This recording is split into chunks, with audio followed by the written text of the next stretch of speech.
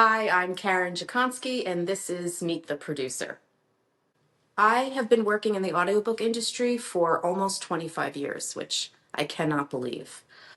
In 2000, I was really lucky to land a job at Random House Audio, and I was drawn to audiobooks in the first place because I was a huge fan of the NPR show Selected Shorts, which is produced out of Symphony Space, where famous actors read some of the most popular fiction of our time.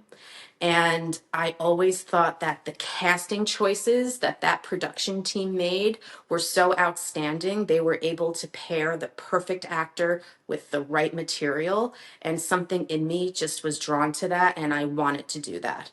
So when I saw the job opening at Random House Audio, I went for it and I got it by some miracle. And that started my audiobook career.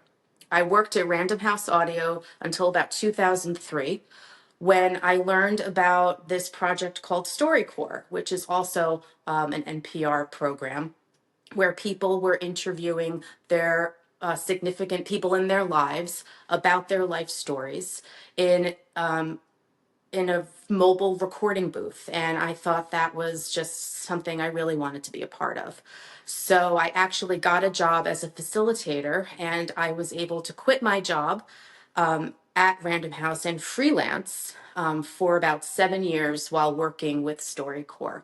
I was able to travel the country and interview people and facilitate conversations and really be exposed to so many different people all over the United States. I did that for about 3 months and then facilitated for StoryCorps for years at the booths in New York City. And that really kind of fed my audiobook career. I was still in, audiobooks. I was freelancing for Random House and for some other publishers as an abridger. Abridgments were a really popular format back in the day. And I would take a book and cut it down to, a 6-hour length so it could fit on cassette or CDs and work with the authors on, making sure they were okay with the work I had done on their books. And some loved it, and some, really worked with me on shaping this abridged version of their story. So that was my favorite part of the job. And then eventually abridgments went away as the digital format got more and more popular and CDs and cassettes became less popular. And I started freelancing full-time as a director and a producer.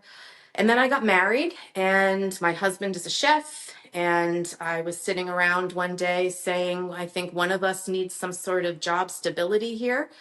And about a day later, I got a call from Harper Audio, and they were looking for a new executive producer and would I consider going back full time. And I said, yes, I actually would. And I stayed at Harper as the executive producer there for almost 4 years. During that time, I had a daughter, and I was pregnant with my second daughter when Dan Zitt from Penguin Random House Audio called and asked, would you consider maybe coming back to us? And I said yes, and that was in 2014, and I've been at Penguin Random House Audio ever since. I think over the years, I've probably produced thousands of audiobooks, either as a staff producer or a freelance producer. And, for PRH in the last 10 years, definitely the numbers are up there, probably 1,000 titles, because producers are working on about 100 titles a year. Some of my favorites or some of my passion projects have been, I work with Tom Hanks as his audiobook producer. He wrote a collection of short stories called Uncommon Type, which he narrated. And then a couple of years ago, he wrote a novel called The Making of Another Major Motion Picture Masterpiece, which is about the movie industry and a real love story about his affection for the entertainment business and the people who make movies. And we had a lot of fun with it because he wanted to invite some actors who he has long respected and worked with to participate in the audiobook and read some parts. So that was fun to come up with him a way to kind of incorporate these other voices into the story. And then we were also able to work with some of our regular narrators who we work with all the time. And it was a thrill for them to be on the audiobook too. So that was definitely a highlight from the last couple of years.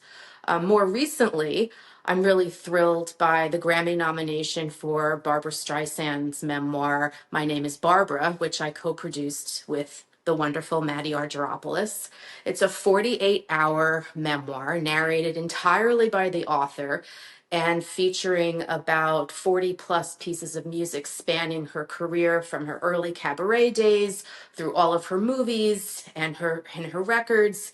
It was an amazing production process, and I would just listen to her songs in my house while I was working on her audiobook, and just you realize what a master she is in so many areas of the entertainment business. So that was a real honor to bring that icon's work into audiobook format. One of the really unique things about My Name is Barbra is the length of it. We got the manuscript and immediately did a word count, which determines that the audiobook would be about 48 hours long. So Maddie and I needed to decide, how are we going to get this recorded in full by the author? Where are we going to do it? And how long is it going to take? So we met with Barbra Streisand on the phone, and we decided the best way would be to go visit her at her house and set up the equipment in her home where she would be comfortable and we could take our time recording it. Well, it didn't take very long for Barbra to record her audiobook. If you read her book or are familiar with her at all, she is one of the most disciplined and hardest working people on the planet. And she knocked that thing out in about 30 days, never taking a day off, working a few hours every single day. And once the recording was in the can, it was edited, and we were able to incorporate many pieces of music from her iconic career that really were woven throughout her narration and just add another layer to her wonderful life story. We're so thrilled that her book was nominated for a Grammy, and we can't wait to see what happens in February at the Grammy Awards. A couple of the titles I've worked on recently that are coming out next year are The Last Bookstore on Earth, which is a YA romance set during an apocalypse. So if you like queer romances set in apocalyptic times and narrated by the wonderful Bailey Carr, this one is definitely for you. It's by Lily Braun Arnold, and I think it's her first book, and she really knocked it out of the park with this one. Another title I'm working on that's coming out in February is Deep End by Ali Hazelwood, who is a very popular romance novelist, one of my favorites. And this story is about an Olympic diver and her relationship with an Olympic swimmer who happens to be Swedish. So it's a lot of fun, very spicy, like I said, and you'll have to let me know what you think of it when you listen in February. One of my favorite parts of producing, and probably the most important part of producing, is casting the audiobook. And I love to work with authors on that decision. Obviously, first I'm reading the book and having an idea in my mind as I read of who should narrate, what kind of narrator. These very simple questions: male, female, race, accent capabilities. What is the text telling me about who should narrate this audiobook? And who do I have in my mind who would be a good fit? If I don't have an obvious answer, I use one of the many resources we have available at Penguin Random House Audio. We have a casting department dedicated to supporting producers in their casting efforts. So I can go to Lucas and Ashley and say, this is the book, this is the kind of narrator I'm looking for. Do you have any recommendations? And they have helped me cast some very difficult titles. We have Ahab our casting platform with thousands of actors who I can listen to samples. I can ask them to audition, so I can share their auditions with the authors. So that's another huge resource for us that I use almost every day when I'm casting.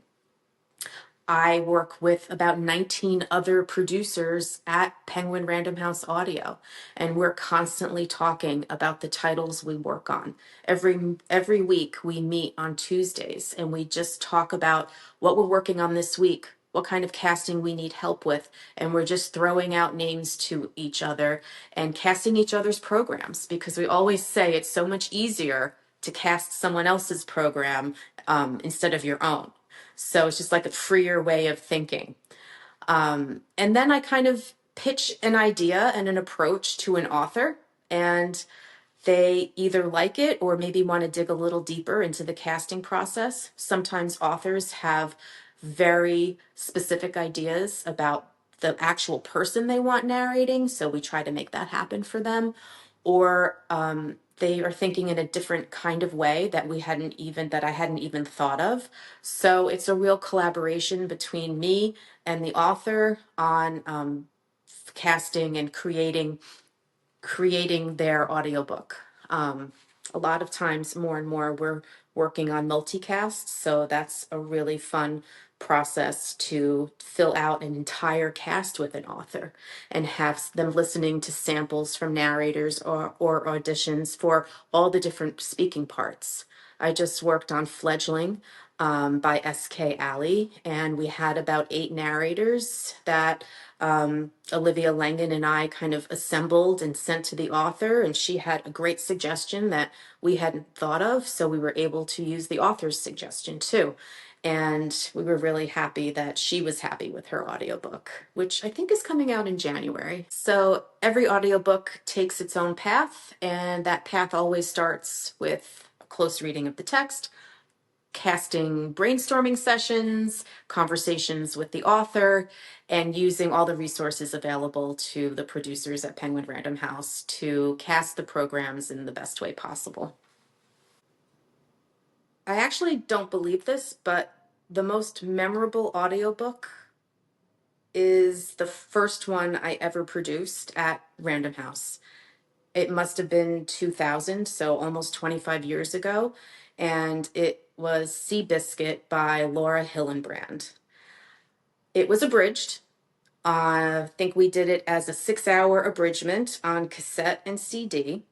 So this book that the author spent years writing, we were going to abridge it and cut it down, which is not easy for an author to realize and accept. But working with Laura was one of the best experiences I had. I would mail her the abridgment, and she would write her notes on the abridgment and then mail it back to me. So it was a real process and collaboration. I worked with an abridger who was just as committed to it as I was, and we just had such respect for her storytelling and her writing, and we wanted to preserve that even though we were editing her audiobook down. And I'll never forget a conversation I had with her on the phone. And I was very new to this, but she said that I was really good at my job.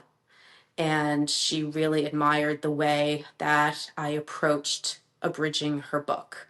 And that has always stayed with me over the years. And it made me realize just how careful we need to be with our authors' works. They spend years writing their books, and we spend a very limited amount of time producing their audiobooks. And we need to show care and respect, and that we take their concerns seriously to bring their stories into the audio realm in the best way possible for them and for listeners. So I'll never forget that conversation and that working experience I had with Laura Hillenbrand. It definitely remains an anchor for my career and what I always kind of go back to when I think about, how to work with an author on their audiobook. I'm Karen Dziekonski, and this was Meet the Producer. Thanks for watching.